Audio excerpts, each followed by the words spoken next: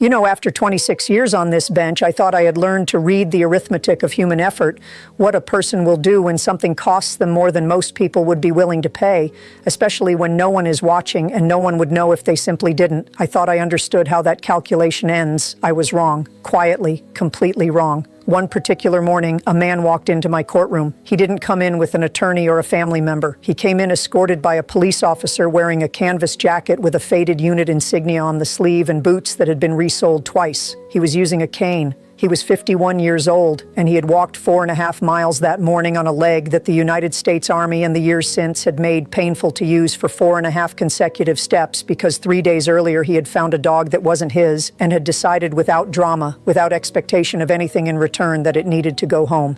I sat there on my bench, a woman who has presided over 26 years of human decisions, and I felt something I hadn't felt in a long time, what this man did, and more importantly, how the woman who owned that dog responded when I finally asked her to look at him, really look at him, is a story I carry with me every single day. Before this is over, you will understand exactly why. 26 years on this bench teaches you to read a person before they say a word, not by what they're wearing or how much their attorney costs, by what they're carrying and how they carry it, whether they hold it like something they're afraid to lose or like something they've already accepted. They might. My father taught me the beginning of that. He drove a city bus for 31 years in this city. The same route, the same stops, the same window onto how people move through the world when they think no one important is watching. He used to say that the truest thing about a person is what they do when something costs them and nobody asks them to pay it. He called it walking the 4.5 miles. He meant it as a shorthand for the specific kind of integrity that doesn't announce itself. It was a Wednesday in December, the kind of cold that settles in early and makes the courthouse feel like a threshold between the indifferent outside and something, if not warm, at least ordered. My docket was routine, nothing announcing itself. Then the door opened. He came in escorted by a police officer, canvas jacket with a unit insignia on the sleeve faded in the specific way of things that have been worn through real weather, boots that had been resoled twice. You could see the seam, a cane on his right side, and his posture, the particular uprightness of someone who was trained to stand correctly and has not been able to entirely unlearn it, even after everything the years have redistributed. In the gallery second row sat a woman in a church cardigan and orthopedic shoes who had the expression of someone who had driven him here that morning because she was not going to let him walk. Let me ask you something. If you found a lost dog and had no car, and your leg cost you something with every step, what would you do?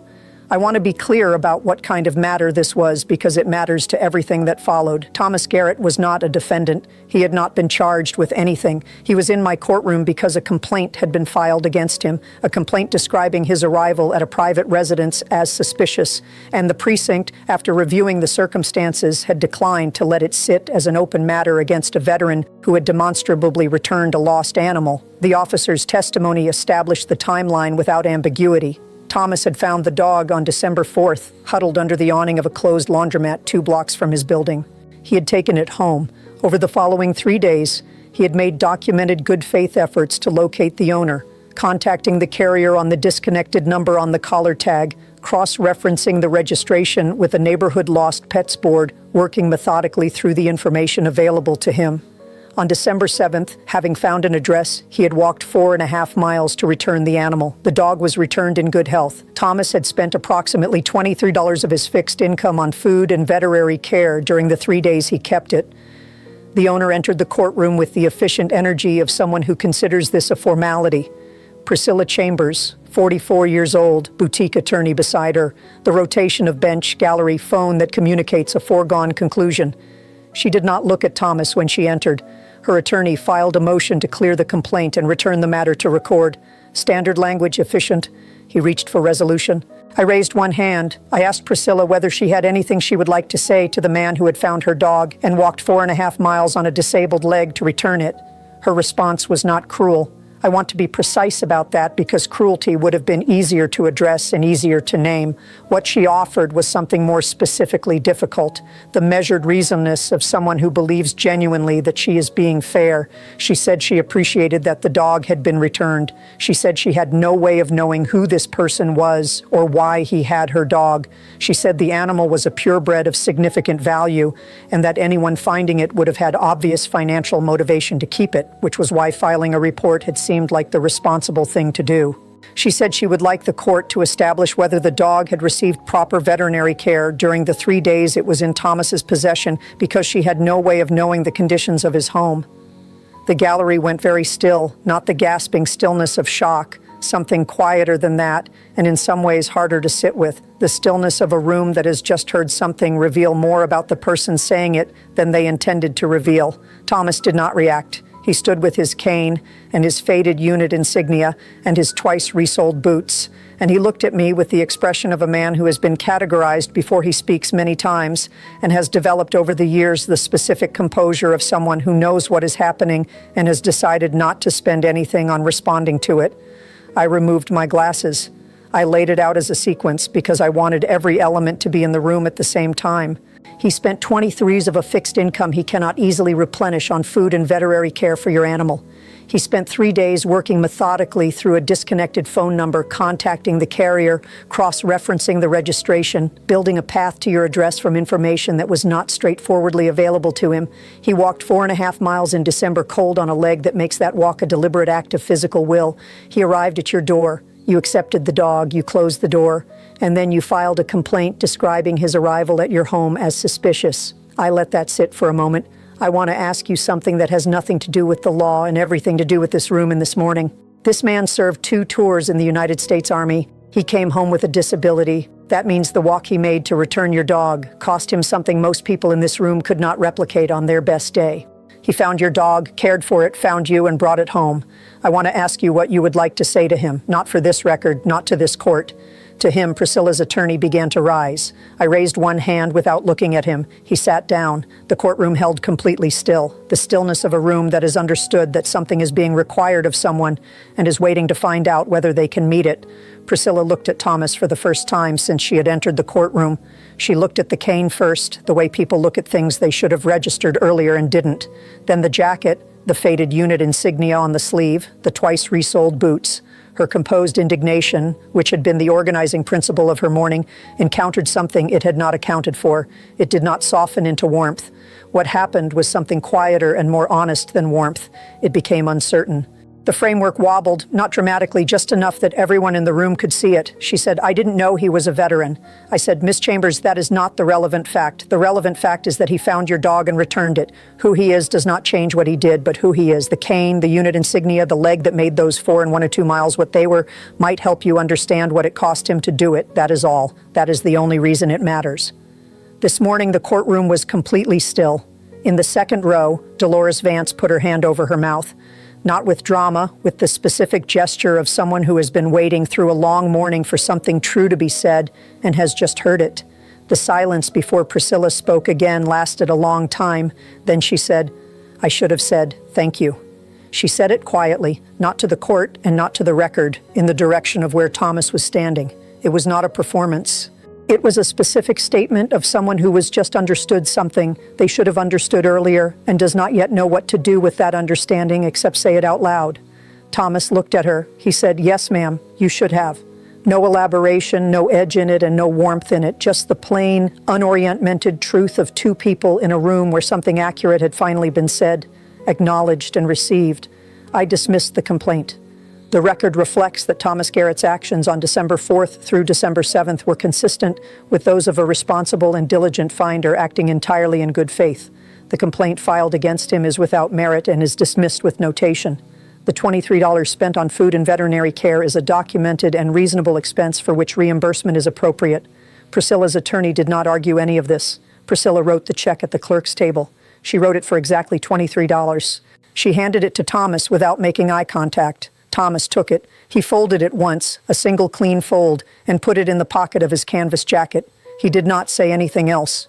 At the back of the courtroom, Dolores Vance was already standing. She had his coat. She held it out and Thomas put it on.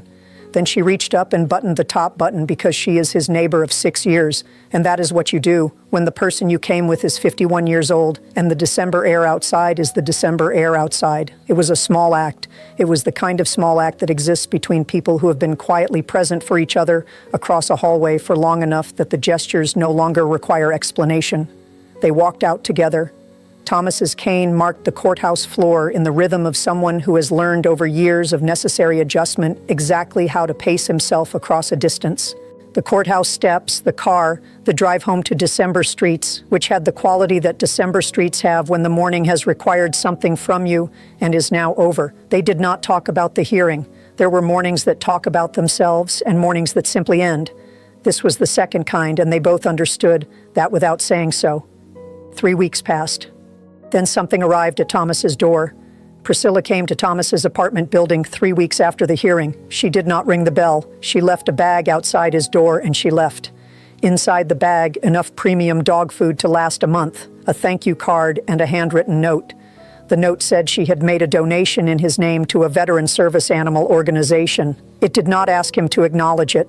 It did not include a return address or a phone number. It was simply a note that said she had done a thing and that the thing was for him, and that was all.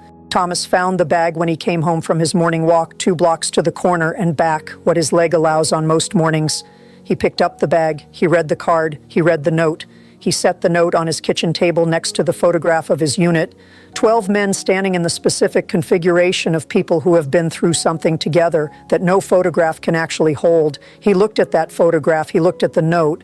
There is a specific quiet that belongs to a man who is deciding what something means and who has chosen not to require it to be more than what it is, not less either, just what it is.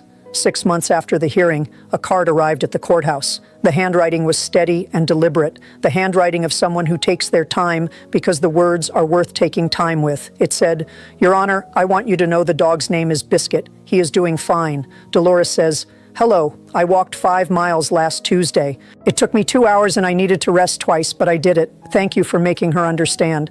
Thomas Garrett, U.S. Army, retired.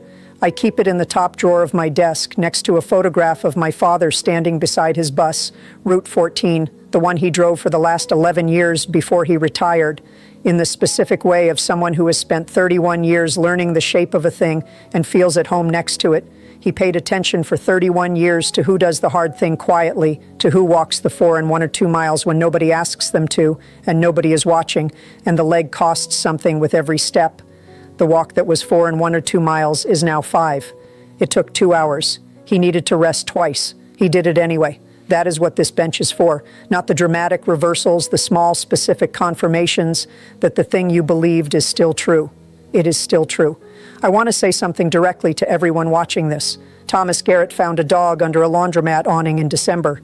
He took it home. He spent $23 he could not easily replace. He spent 3 days working methodically through a disconnected phone number to find an address. And then he walked 4.5 miles on a leg that cost him something with every step, because that is what you do when you find something that isn't yours. And you have been taught that you find the way to do what needs to be done regardless of what it costs you. He arrived at a door. The door closed. A complaint was filed describing his arrival as suspicious. What Priscilla had not accounted for was a bench that was going to ask the question she had not been asked. Not because his service made what he did more important than it already was. What he did was already important. His service is simply part of understanding what it cost him. She needed to understand the cost in order to understand what she had received. She said she should have said thank you. He said, yes, ma'am, you should have. That is the whole of it. That exchange between two people who had never spoken before in a courthouse in December is what justice looks like when it is small and specific and exactly right. The walk gets longer.